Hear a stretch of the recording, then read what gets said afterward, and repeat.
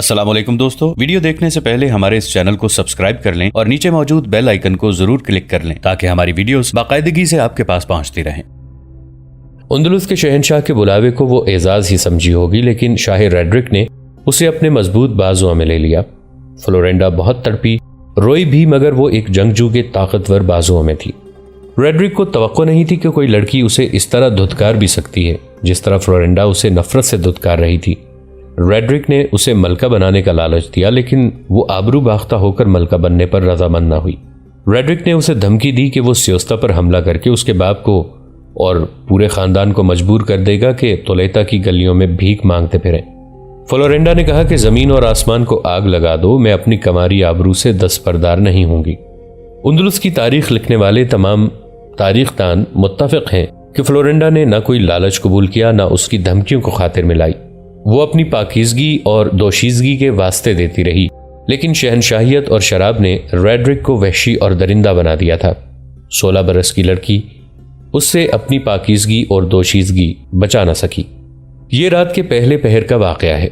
आधी रात गुजरते ही हेनरी ने शाही बाग की बाड़ इस तारीख जगह से फलांगी जहां से वो पहले 2 बार गुजरकर बाग में दाखिल हो चुका था।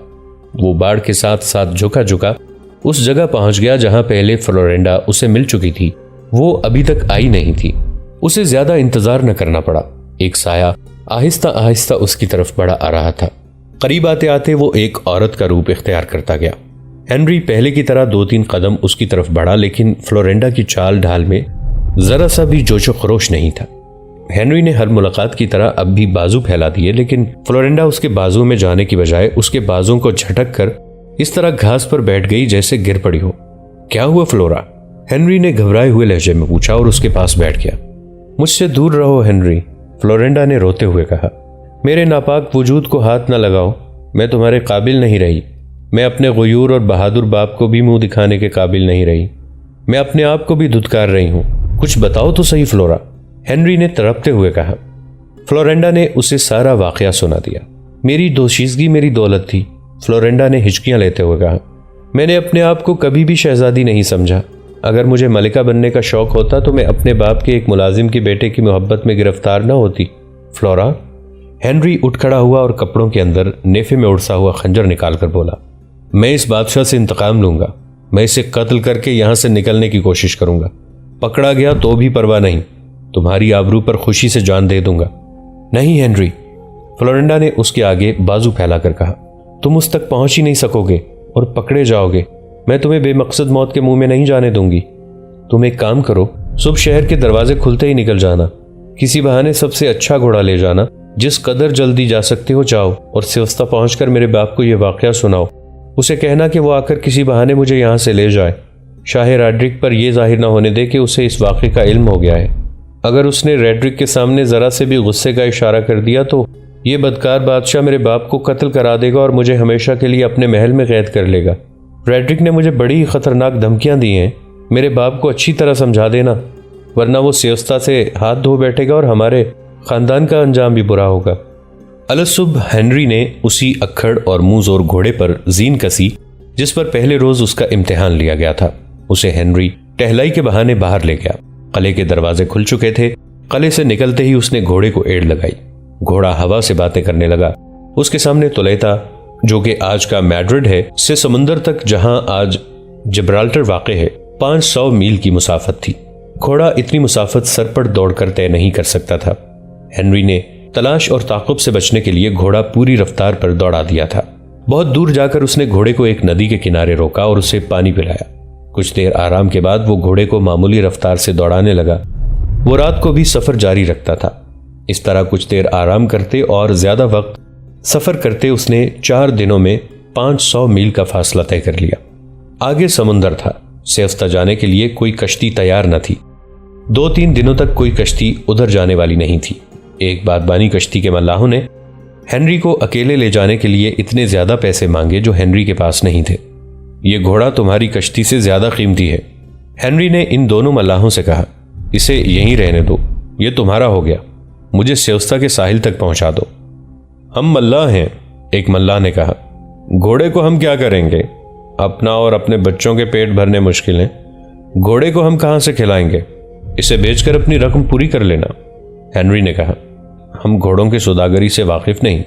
پھر مجھ پر اعتبار کرو، ہنری نے کہا۔ مجھے لے چلو، پار جا کر کرائے کے پیسے دے دوں گا اور انعام بھی۔ ملا اس کی شکل و صورت، اس کا لباس، قد کاٹ، اس کا گھوڑا دیکھ کر اسے کوئی افسر سمجھ بیٹھے اور اسے اور اس کے گھوڑے کو کشتی میں سوار کر دیا اور بادبان کھول دیے۔ یہ سمندری مسافت صرف 12 میل تھی۔ سورج غروب ہونے میں کچھ وقت باقی تھا جب کشتی سیوستا کے ساحل سے جا لگی۔ ہنری نے ملاحوں کو ساتھ لیا اور سیدھا جولین کے محل میں پہنچا۔ وہاں بتایا کہ کاؤنٹ جولین کو میرے آنے کی فوراً اطلاع دی جائے۔ تولیتا سے شہزادی فلورینڈا کا بہت ضروری پیغام لایا ہوں۔ جولین نے اسے فوراً بلا لیا۔ وہ اپنی بیٹی کے پیغام کے لیے بےتاب تھا۔ کیا تم فریڈرک کے بیٹے ہنری نہیں ہو؟ جولین نے اسے دیکھتے ہی پوچھا۔ ہاں کاؤنٹ، ہنری نے جواب دیا۔ کیا تم تولیتا سے آئے ہو؟ جولین نے کہا۔ باپ کو بتائے بغیر چلے گئے تھے؟ ہاں کاؤنٹ، ہنری نے جواب دیا۔ یہاں دل اکتا گیا تھا، میں اندلس کی سیر کو نکل گیا تھا۔ لیکن محترم کاؤنٹ، میرا غائب ہو جانا اور آ جانا آپ کے لیے کوئی اہمیت نہیں رکھتا۔ میں جو پیغام لایا ہوں وہ بہت اہم ہے۔ پہلے ایک درخواست سن لیں، میں جس کشتی پر آیا ہوں اس کا کرایہ نہیں دے سکا۔ ملا ساتھ ہیں، انہیں کرایہ ادا کرنا ہے۔ جولین نے کرایہ اور انعام ادا کرنے کا حکم دیا اور ہنری سے پوچھا کہ اس کی بیٹی نے کیا پیغام بھیجا ہے۔ ہنری نے جب پیغام سنا تو جولین اٹھ کھڑا ہوا۔ اس کے جسم کا سارا خون جیسے اس کے چہرے پر اور آنکھوں میں اکٹھا ہو گیا۔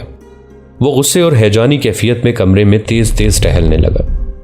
شہزادی کے ساتھ میری ملاقات اتفاقیہ ہو گئی تھی، ہنری نے کہا۔ اس نے مجھے یہ واقعہ سنایا تو میں شاہی ریڈرک کو قتل کرنے پر تیار ہو گیا تھا، لیکن شہزادی نے یہ کہہ کر روک دیا کہ میں اس تک پہنچ ہی نہیں سکوں گا اور پکڑا جاؤں گا۔ میں وہاں کے شاہی استبل سے گھوڑا چوری کر کے یہاں تک پہنچا ہوں۔ شہزادی نے ٹھیک کہا تھا، جولین نے کہا۔ اس بد کردار کو قتل کرنا ممکن نہیں، میں اس سے انتقام لوں گا۔ تم جاؤ۔ جولین اس علاقے کا بادشاہ تھا۔ خواہ یہ علاقہ چھوٹا سا ہی تھا، وہ شاہ اندلس ریڈرک کا باج گزار بھی تھا، لیکن یہاں اس کی حیثیت بادشاہوں جیسی تھی۔ وہ ایک ملازم کے ساتھ اس مسئلے پر تبادلہ خیالات نہیں کر سکتا تھا۔ اس نے ہنری کو کچھ انعام پیش کیا۔ نہیں کاؤنٹ، ہنری نے کہا۔ انعام کس کارنامے کا؟ مجھے اجازت دیں کہ اندلس چلا جاؤں اور شاہ ریڈرک کے قتل کا موقع پیدا کروں۔ میرے خاندان نے آپ کا نمک کھایا ہے، میں یہ نمک حلال کرنا چاہتا ہوں۔ آپ کی عزت میری عزت ہے۔ تم جاؤ ہنری، جولین نے کہا۔ پہلے مجھے کچھ کرنے دو۔ تم سوچے بغیر اور مجھے بتائے بغیر کوئی حرکت نہ کرنا۔ مستند تاریخوں میں لکھا ہے کہ جولین جیسے باج گزار ریڈرک جیسے طاقتور بادشاہوں کو خوش کرنے کے لیے اپنی بیٹیاں بھی پیش کر دیا کرتے تھے، لیکن جولین غیرت مند نکلا۔ اپنی بیٹی کی آبرو ریزی نے اسے غصے سے باولا کر دیا۔ اس نے فوراً تولیتا سے اپنی بیٹی کو واپس لانے کا فیصلہ کر لیا۔ جولین کے اندلس جانے، شاہ ریڈرک سے ملاقات اور فلورینڈا کو واپس سیوستا لانے کا تفصیلی تذکرہ معروف مورخ سٹینلے لین پول نے 2 مستند مورخوں پروفیسر ڈرزی اور گینگوس کے حوالے سے کیا ہے۔ اس نے ایک اور تاریخ دان آرتھر گلیمن کا بھی حوالہ دیا ہے، جس نے ان دونوں مورخوں کے ریکارڈ میں کچھ اضافہ کیا ہے۔ ان مورخوں کے مطابق جولین کچھ تحفے لے کر تولیتا گیا اور شاہ ریڈرک سے یوں خلوص اور پیار سے ملا جیسے اسے معلوم ہی نہ ہو کہ اس کی بیٹی کے ساتھ ریڈرک نے کوئی برا سلوک کیا ہے۔ اس نے اپنا انداز ایسا رکھا جیسے وہ خیر سگالی کے جذبات لے کر سلام و نیاز کے لیے شاہ اندلس کے دربار میں حاضری دینے کے لیے آیا ہو۔ شاہ ریڈرک نے دیکھا کہ جولین کو کچھ بھی معلوم نہیں تو اس نے جولین کو اس سے کہیں زیادہ تعظیم اور تکریم دی جتنی وہ جولین جیسے چھوٹے چھوٹے باجگزار حکمرانوں کو دیا کرتا تھا۔ اس کے اعزاز میں ریڈرک نے بہت بڑی ضیافت دی جس میں رقص و نغمے کا بھی انتظام تھا۔ اس ضیافت میں فلورینڈا اپنے باپ کے ساتھ بیٹھی اور اس نے باپ کو بتایا کہ ریڈرک نے اس کے ساتھ کیا سلوک کیا ہے۔ یہ بھی بتایا کہ ریڈرک نے اسے دھمکیاں دی ہیں۔ ہمارے استبل کے حاکم فریڈرک کے بیٹے ہنری نے مجھے تمہاری ساری باتیں سنا دی تھیں، جولین نے کہا۔ میں شاہ ریڈرک کے سامنے انجان بنا ہوا ہوں، تمہیں واپس لے جا رہا ہوں اور اس سے ایسا انتقام لوں گا کہ اس کی بادشاہی خاک میں مل جائے گی۔ اگلے روز شاہ ریڈرک نے جولین کو خصوصی طور پر شرف باریابی بخشا اور تنہائی میں اس کے ساتھ سیوستا کے دفاع کے متعلق باتیں کی۔ کیا مسلمانوں نے پھر کبھی سیوستا پر حملے کی جرت تو نہیں کی؟ ریڈرک نے جولین سے پوچھا۔ نہیں، جولین نے جواب دیا۔ سیوستا کے قلعے کی مضبوط دیواروں سے ٹکرا کر انہوں نے اپنا سر پھوڑ لیا ہے۔ انہیں احساس ہو گیا ہے کہ سیوستا پر شہنشاہ اندلس کی دہشت ناک جنگی قوت کا سایہ ہے۔ عرب اور بربر مسلمان سیوستا کی طرف دیکھنے کی بھی جرت نہیں کرتے۔ تمہاری بیٹی فلورینڈا صرف خوبصورت ہی نہیں، شاہ ریڈرک نے کہا، دانش مند بھی ہے اور بہادر بھی۔ اسے کسی معمولی سے آدمی کے حوالے نہ کر دینا، میں اس کی تربیت میں ذاتی دلچسپی لے رہا ہوں۔ یہ میری خوش نصیبی ہے، جولین نے غلاموں کی طرح کہا۔ میں کچھ دنوں کے لیے فلورینڈا کو اپنے ساتھ لے جا رہا ہوں۔ نہ لے جاؤ تو بہتر ہے، ریڈرک نے کہا۔ اس کی ماں کچھ زیادہ ہی بیمار ہو گئی ہے، جولین نے جھوٹ بولا۔ اسی نے مجھے بھیجا ہے، کہتی ہے کہ 2-3 دنوں کے لیے فلورینڈا کو لے آؤ۔ میں ماں کے جذبات کو دبا نہیں سکتا، 2-3 دنوں بعد بیٹی کو واپس بھیج دوں گا۔ واپس بھیج دو گے؟ ریڈرک نے سکون کا سانس لیتے ہوئے کہا۔ پھر اسے لے جاؤ۔ خود فلورینڈا کہتی ہے کہ وہ جلدی واپس آنا چاہتی ہے، جولین نے دوسرا جھوٹ بولا۔ تمہاری بیٹی یقیناً واپس آنا چاہے گی، ریڈرک نے کہا۔ مورخوں نے ریڈرک اور جولین کا ایک دلچسپ مکالمہ لکھا ہے۔ ہاں جولین، ریڈرک نے کہا، تمہارے علاقے میں بڑی اچھی نسل کے باز ہوتے ہیں، مجھے شکار کے لیے باز چاہیے۔ ہاں شہنشاہ اندلس، جولین نے کہا، میں آپ کے لیے ایسے باز بھیجوں گا جو ابھی تک آپ نے نہیں دیکھے، شکار پر ایسے جھپٹتے ہیں کہ اسے بچنے کی مہلت نہیں دیتے۔ جولین کے یہ الفاظ لکھنے والے تاریخ نویسوں نے لکھا ہے کہ اس سے ظاہر ہوتا ہے کہ جولین نے اسی وقت سوچ لیا تھا کہ وہ ریڈرک سے انتقام لینے کے لیے مسلمانوں کو اندلس پر حملہ کرنے کے لیے اکسائے گا۔ جولین فلورینڈا کو اپنے ساتھ سیوستا لے آیا اور دوسرے ہی دن وہ موسیٰ بن نصیر سے ملنے کے لیے چل پڑا۔ موسیٰ بن نصیر احتیاط کو لازمی سمجھتا تھا، اسے یقین نہیں آ رہا تھا کہ ایک عیسائی بادشاہ کسی دوسرے عیسائی بادشاہ پر مسلمانوں سے حملہ کرائے گا۔ یہ ایک پھندا ہو سکتا تھا، وہ ابھی جولین کو کوئی تسلی بخش جواب نہیں دے سکتا تھا۔ اگر آپ کو یقین نہیں آ رہا تو میں اپنی بیٹی فلورا کو یہاں بلا لوں گا، جولین نے کہا۔ اس سے پوچھ لیں، میں اس شخص ہنری سے بات کرنا چاہوں گا، موسیٰ نے کہا۔ اسے میرا قاصد ساتھ لے آئے گا، اس کے آنے تک تم اپنے ساتھ آئے ہوئے حاکموں کے ساتھ میرے مہمان ہو گئے۔ اسی وقت ایک قاصد کو سیوستا ہنری کو ساتھ لانے کے لیے بھیج دیا گیا۔ اس دوران جولین نے موسیٰ بن نصیر کو اندلس اور ریڈرک کے متعلق مزید باتیں بتائیں جو آج تک تاریخ کے دامن میں محفوظ ہیں۔ موسیٰ، جولین نے کہا، میرے دل میں ریڈرک کی دشمنی اب پیدا نہیں ہوئی، یہ دشمنی بڑی پرانی ہے۔ تمہیں شاید معلوم ہوگا کہ اندلس میں گوتھوں کی حکمرانی تھی۔ ریڈرک اندلس کی فوج میں جرنیل تھا۔ وٹیزا نام کا ایک گوتھ اندلس کا بادشاہ تھا، وہ فطرتاً نیک انسان تھا۔ پادریوں نے مذہب کے پردے میں خوب دولت اور جائیداد اکٹھی کر لی تھی اور وہ عیش و عشرت کی زندگی بسر کر رہے تھے۔ گرجے گناہوں کے اڈے بن گئے تھے اور موسیٰ پوپ کا حکم چلتا تھا۔ پادری منمانی کرتے تھے، چونکہ وہ مذہبی پیشوا تھے اس لیے رعایا اور فوج ان کا احترام کرتی تھی۔ بادشاہ بھی ان کے خلاف کچھ کہنے سے ڈرتے تھے۔ معاشرے کی کیفیت یہ تھی کہ امیر اور زیادہ امیر اور غریب بالکل ہی مفلس اور قلاش ہو کر رہ گئے تھے۔ رعایا دراصل شاہی خاندان کی غلام تھی، لوگوں سے بیگار لی جاتی یا نہایت قلیل اجرت دی جاتی تھی۔ رعایا کے لیے کوڑے اور ایسی ہی سزائیں تھیں جو ذرا ذرا سی بات پر دی جاتی تھیں۔ لوگوں پر اس قدر محصولات اور ٹیکس عائد تھے کہ وہ بھوکے رہتے اور بادشاہ کا خزانہ بھرتے رہتے تھے۔ اس سے شاہی خاندان عیش و عشرت کرتے تھے۔ وٹیزا تخت نشین ہوا، میری بیٹی اس کی بیٹی ہے۔ وٹیزا کے دل میں محبت کا احترام اور عوام کی محبت تھی۔ اس نے تخت نشین ہوتے ہی گرجوں اور پادریوں کی طرف توجہ دی۔ گرجوں کو اس نے گناہوں سے پاک کر دیا، پھر ان عمرا اور دولت مندوں کی طرف توجہ دی جنہوں نے عوام کو بھوکا ننگا رکھ کر دولت اپنے ہاں اکٹھی کر لی تھی۔ وٹیزا نے رعایا کو ٹیکسوں سے نجات دلا کر امیروں پر ٹیکس عائد کیے، ان کی جائیدادوں کا حساب کتاب کر کے ان پر الگ ٹیکس لگائے۔ اس طرح رعایا خوشحال ہونے لگی۔ مذہبی پیشوا، عمرا، دولت مند، تاجر اور وسیع و عریض زمینوں اور جائیدادوں کے مالک کیسے برداشت کر لیتے کہ انہوں نے عوام سے جو دولت بٹوری تھی وہ عوام کے پاس چلی جائے۔ پادریوں نے مذہب کو استعمال کیا اور فوج کو اس پروپیگنڈے سے بھڑکا دیا کہ شاہ وٹینزا مذہب میں دخل اندازی کر کے مذہبی پیشواؤں کو اپنا غلام بنانے کی کوشش کر رہا ہے۔ فوج نے بادشاہ کے خلاف بغاوت کر دی جس کا لیڈر ریڈرک تھا۔ وٹیزا کی وفادار فوج کی تعداد بہت تھوڑی رہ گئی جو باغیوں کے خلاف زیادہ دیر نہ لڑ سکی۔ باغیوں کو فتح حاصل ہوئی۔ پادریوں نے ریڈرک کو بادشاہ بنا دیا۔ اس نے پہلا حکم نامہ یہ جاری کیا کہ وٹینزا کو قتل کر دیا جائے۔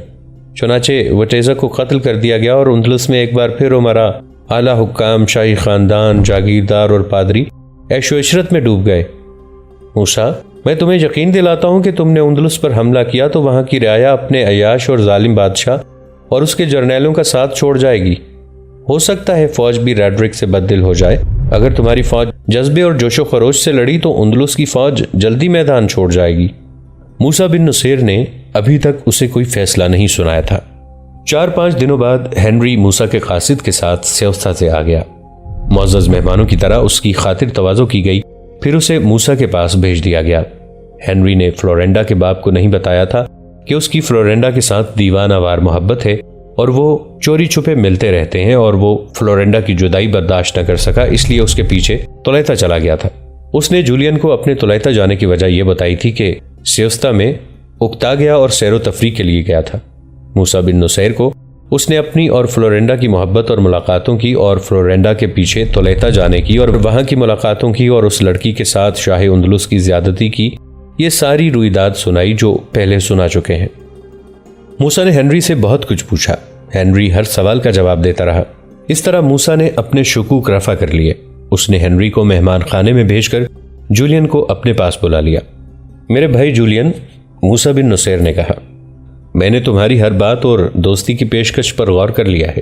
اپنے سالاروں، حاکموں اور مشیروں سے صلاح مشورہ کر لیا ہے۔ میں تم پر اعتماد کرتا ہوں، لیکن میں اتنا بڑا فیصلہ کرنے میں آزاد نہیں۔ اندلس کوئی چھوٹا سا ملک نہیں، اور اندلس کی فوج معمولی فوج نہیں۔ میں خلیفہ سے اجازت طلب کر رہا ہوں۔ آج ہی قاصد کو خلیفہ کے نام پیغام دے کر دمشق بھیج دوں گا۔ تمہیں جواب کا انتظار کرنا پڑے گا۔ قاصد تیز رفتار ہوگا، پھر بھی ایک چاند جتنا لمبا سفر ہے۔ 1 مہینہ، قاصد 2-4 دن پہلے بھی آ سکتا ہے۔ تم چلے جاؤ، 25-26 روز بعد آ جانا، یا میں تمہیں اطلاع دے کر بلوا لوں گا۔ موسیٰ نے جولین کو رخصت کر کے کاتب کو بلایا اور خلیفہ کے نام ایک طویل پیغام لکھوایا۔ جولین کی رام کہانی تفصیل سے لکھوائی۔ اس وقت خلیفہ ولید ابن الملک تھا، جو صحیح معنوں میں مرد مومن تھا۔ اسلام کو سمندر پار پہنچانے کے جذبے سے وہ سرشار تھا۔ انہی دنوں محمد بن قاسم کو ولید بن عبد الملک نے ہندوستان بھیجا تھا۔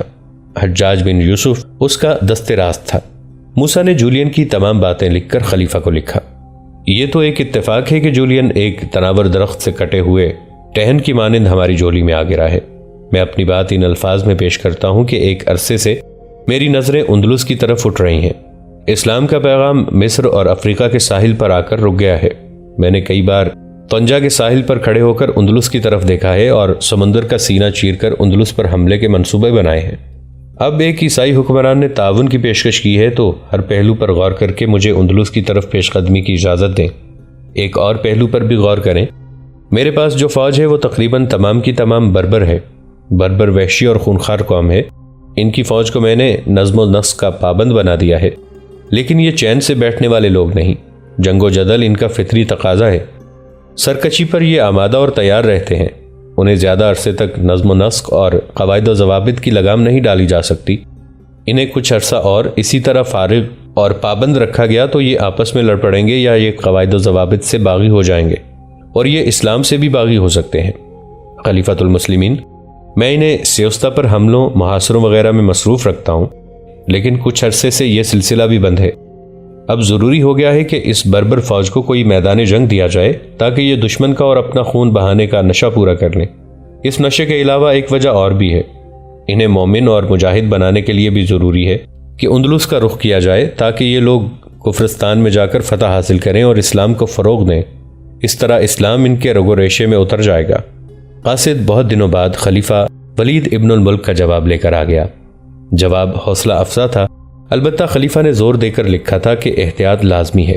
جو لوگ دین اسلام سے باہر ہیں ان پر مکمل طور پر بھروسہ اور اعتماد کرنا خطرے سے خالی نہیں ہوگا۔ خلیفہ نے احتیاط کے سلسلے میں لکھا کہ جولین کو کسی طرح آزما لیا جائے۔ اگر والی سیوستا جولین آزمائش پر پورا اترے تو دمشق کو اطلاع دی جائے۔ یہاں سے کمک اور دیگر ضروری سامان جلدی بھیج دیا جائے گا۔ موسیٰ بن نصیر نے خلیفہ کا جواب اپنی مشاورتی مجلس کو پڑھ کر سنایا اور سب سے مشورہ طلب کیا۔ عربوں کی ذہانت مشہور ہوا کرتی تھی۔ اس مجلس نے کچھ ہی دیر غور و خوض اور تبادلہ خیالات اور تجاویز کے بعد جولین کو آزمانے کا ایک طریقہ سوچ لیا۔ دوستو، آج کے لیے اتنا ہی۔ اسی کہانی کی اگلی قسط کے ساتھ بہت جلد حاضر ہوں گے۔ نیچے کامنٹ سیکشن میں اپنی رائے کا اظہار ضرور کیجیے گا۔ ہمارے اس چینل کو سبسکرائب کر کے نیچے موجود بیل آئیکن کو بھی ضرور کلک کیجیے گا۔ اگلی ملاقات تک کے لیے ہمارا اور آپ کا اللہ نگہبان۔